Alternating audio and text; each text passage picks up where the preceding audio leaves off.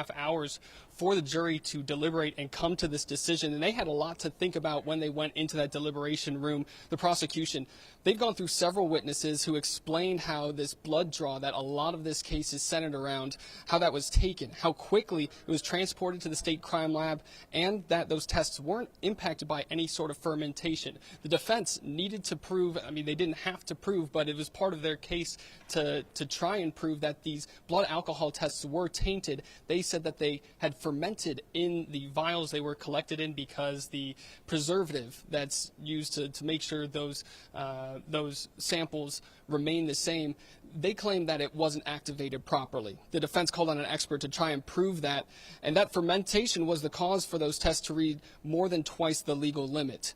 This expert said traces of acetone found in the results are proof that some degree of fermentation occurred. And while Chidester told officers she only had one drink at Verna's restaurant roughly 3 hours before the crash, she appeared to be holding a wine glass, which she filled up at least twice in a video from her home, and that was filmed within an hour before that crash. Here's what the two attorneys had to say when telling the jury what they should think about while they've been deliberating. Fermentation is a very strong animal. It's very strong and it's aggressive.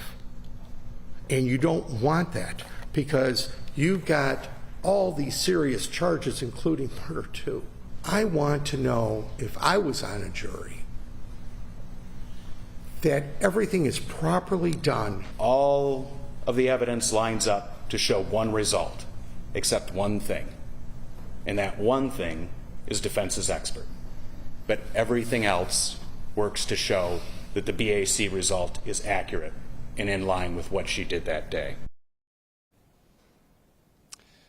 And there was a lot of evidence presented, a lot of witnesses that we heard from, and a lot of focus on these blood alcohol tests and the intent behind Chidester's decision to drive her vehicle on that day when this tragedy happened.